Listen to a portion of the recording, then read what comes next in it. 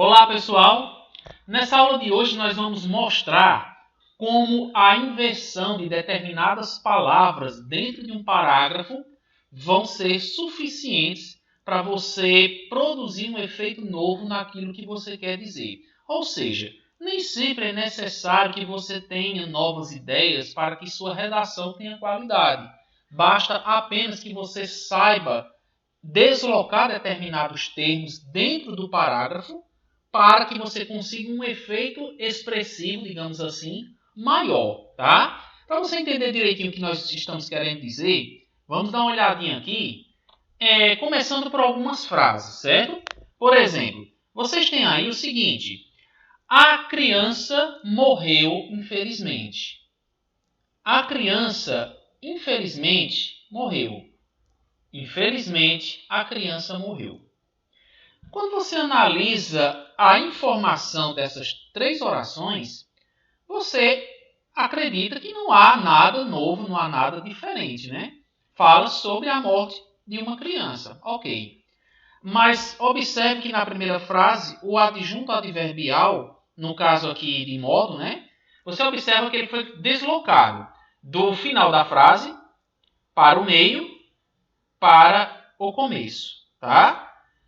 Qual é a finalidade de quando, ao escrever, você resolve fazer esse deslocamento de determinado termo, tá? Isso é importante. Quando você diz a criança morreu infelizmente, esse é o tipo de frase que nós chamamos de ordem direta, né? É tal qual nós falamos, certo? Então, a criança morreu infelizmente. A gente fala dessa forma tranquilamente. Quando você resolve fazer a inversão de um termo, a criança infelizmente morreu.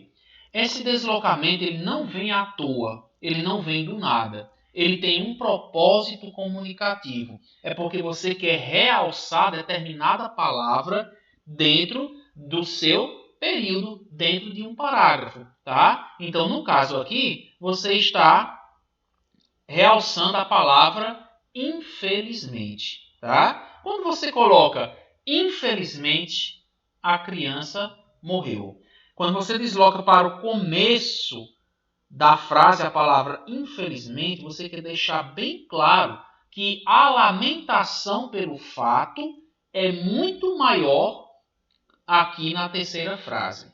Quando você coloca na primeira frase, o fato recai sobre a morte da criança, tá? E, consequentemente, isso é uma coisa lamentável. Mas quando você desloca, por exemplo, para o começo da frase, a lamentação é mais perceptível, tá? Quando você põe no meio, a criança, infelizmente, morreu. Deslocar um adjunto adverbial para o meio, entre o sujeito e o predicado, traz uma ênfase muito grande, tá? É, inclusive, uma forma interessante de você escrever. Se, por exemplo, você está fazendo textos argumentativos, pensar em, de vez em quando, deslocar para o meio da oração, entre vírgulas, determinadas palavras que você considera valiosas para a informação ser transmitida, tá? Vamos mostrar aqui outro caso. Olha só. Esteja na minha casa amanhã às 6. É uma frase na ordem direta, nós falamos dessa maneira, né? Quando você diz amanhã esteja na minha casa às 6, você observa que o mais importante desse aviso é o dia, tá? Não é hoje, nem é semana que vem. É amanhã. Portanto, amanhã esteja na minha casa às 6. Você está enfatizando o momento exato dessa possível reunião, né? Quando você diz às 6, olha só, às 6 esteja amanhã na minha casa. Você está mostrando com essa informação aqui, se você está redigindo um aviso, por exemplo, você é uma pessoa que gosta de pontualidade, né? Se você ler esse aviso de alguém aí, você vai pensar a mesma coisa. Rapaz, esse cara é pontual, porque ele disse logo o horário. Às 6. Esteja amanhã na minha casa. Então, a posição das vírgulas, inclusive, elas servem para realçar determinadas informações dentro do parágrafo, tá? Então, aqui, lógico, eu não tenho uma vírgula anteriormente, porque a frase está começando com o adjunto adverbial de tempo, né? Mas está enfatizando às 6 e amanhã foi colocado bem no meio também para que fique bem claro, tá? Então, essa informação é mais realçada na terceira frase do que na segunda, do que na primeira, tá? Olha aqui outro exemplo, uma espécie de declaração, né? A gente diz assim: eu me apaixonei pelos seus lindos olhos. Uma frase declarativa, né? Uma frase bonita, né? Bonitinha. Quando você inverte, você cria um efeito de sentido melhor, né? Pelos seus lindos olhos, eu me apaixonei. Então, olha só, não precisa ser poeta para fazer uma frase bonita, uma frase que chama a atenção, né? Apenas o deslocamento de determinados termos cria um efeito bem bonito. Então, eu me apaixonei pelos seus lindos olhos. Pelos seus lindos olhos, eu me apaixonei. Veja que a segunda frase, ela realça a beleza da outra pessoa, né? Da pessoa a quem eu me declaro, né? Veja aqui. Eu te quero como o rio quer o mar. Uma frase bonita, uma comparação, né? Dentro das figuras de linguagem. Quando você inverte, como o rio quer o mar, eu te quero. Você veja que a inversão, ela cria um efeito, inclusive um efeito sonoro, né? Muito mais apreciável, né? Muito mais interessante de se ouvir, muito mais brando, né? Enfim, cria-se esse efeito expressivo, né? Que é uma das funções da linguagem. Não se inverte palavras à toa, não. Tudo tem uma finalidade, tá? Vejamos agora alguns casos de poesias clássicas, né? Por exemplo, olha o que é que as poesias, o que é que o poema faz com essa inversão, né? Essas que ao vento vêm, belas chuvas de junho. Veja só, às vezes a inversão ela adquire um nível síntese, né? Ou seja, um nível muito mais prolixo, um nível mais difícil, né? Que faz com que as pessoas tenham que ter muita calma para interpretar, né? Então, ó, essas belas chuvas de junho que vêm ao vento. Veja que aqui já é uma inversão muito mais profunda, né? Que a gente vai chamar de síntese. Olha esse outro caso aqui. Que arcanjo teus sonhos veio velar maternos um dia. Que seria isso, né? Veio está no singular. Então, quem será o sujeito aqui? Vamos lá. Que arcanjo veio velar teus sonhos maternos um dia? Tá aqui a frase na ordem direta, certo? Então, veja que essa inversão causa o efeito importante, né? Lógico que eu estou mostrando aqui poesia, mas vocês vão ver que isso não é característica apenas da poesia, não. Vamos aqui para o terceiro caso. Da pátria tombai no chão. Ou seja, tombai no chão da pátria. Tá certo? De Facondes Varela, a outra Fernando Pessoa e Joaquim Cardoso na primeira, tá? Agora vamos ver dentro de textos dissertativos, né?